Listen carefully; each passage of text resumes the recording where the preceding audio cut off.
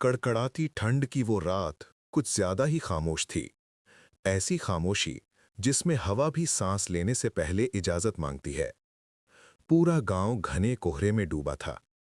People का पेड़ जो दिन में छाया देता था, रात में किसी झुकी हुई परछाई जैसा लग रहा था, मानो किसी ने उसे दर्द से मोड़ दिया हो। गांव के आखिरी सिरे पर बनी पुरानी चौपाल के पास अलाव जल रहा था। 3 लड़के बैठे थे, मोहन, दीपक और सोनू। अलाव की आग कभी तेज भड़कती, कभी बुझ सी जाती, जैसे डर खुद सांस ले रहा हो। मोहन ने ठंडी सांस छोड़ी। सुना है ना, इस साल वो फिर लौट आया है। दीपक ने तुरंत उसकी तरफ देखा। नाम मत ले उसका, पिछली बार भी तूने यही किया था और उसी रात रमेश काका का लड़का गायब हो गया था। सोनू चुप था, उसकी नजरें कोहरे में जमी थीं। धीरे से बोला, पर इस बार अलग है। दोनों उसकी तरफ मुड़े। मेरी दादी कह रही थीं, इस बार वो सिर्फ आवाज नहीं है, इस बार वो नाम लेकर बुला रहा है। अलाव की आग एक पल को भड़की, फिर अचानक शांत। मोहन हंसा, पर हंसी अधूरी थी। किस्से हैं बस, हर साल ठंड में लोग कुछ ना कुछ जोड़ देते हैं। तभी छप छप कोहरे के अंदर से कदमों की आवाज आई। तीनों चुप। आवाज साफ थी, नजदीक आती हुई। दीपक का गला सूख गया।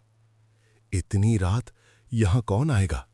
फिर एक आवाज टूटी हुई, जैसे पुराना रेडियो। मोह हन। मोहन के रोंगटे खड़े हो गए। ये किसी ने मजाक किया है। लेकिन आवाज फिर आई, और इस बार थोड़ी पास। मोहन, घर चल, तेरी मां। सोनू उठ खड़ा हुआ। बस अब नहीं, ये वही है। मोहन कांपते हुए बोला, मेरी मां बीमार है, आज शाम से। यही वो गलती थी, नाम से बुलाए जाने पर पीछे मत देखना। पर मोहन खड़ा हो गया। मैं जा रहा हूं। दीपक ने उसका हाथ पकड़ा।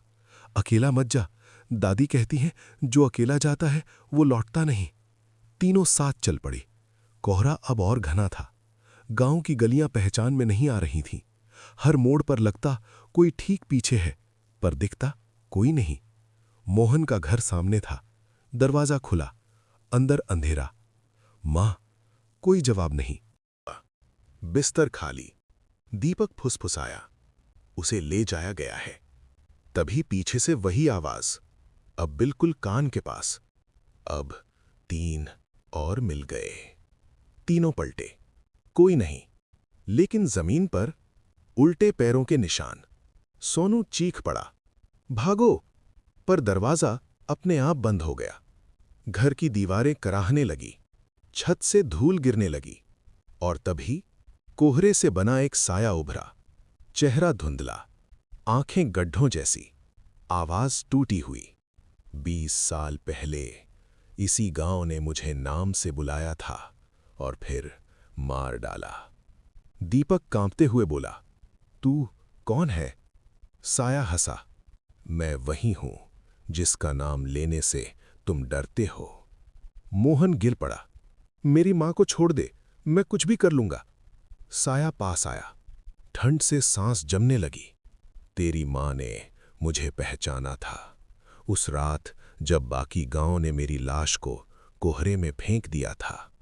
सोनू की आंखें भर आईं, तो तू बदला लेने आया है?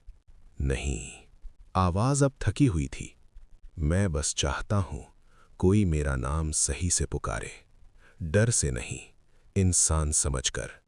कमरा शांत हो गया। अचानक मोहन की मां की आवाज आई, रघु! साया ठिठक गया। कई साल बाद किसी ने मेरा नाम लिया। उसका शरीर धुएं सा हल्का होने लगा। आज मैं लौट जाऊंगा। दीवारें शांत, दरवाजा खुल गया। मोहन की मां वहीं खड़ी थी, कमजोर पर जिंदा। साया आखिरी बार बोला, याद रखना, जो नाम मिटा दिए जाते हैं वो ठंड बनकर लौटते हैं।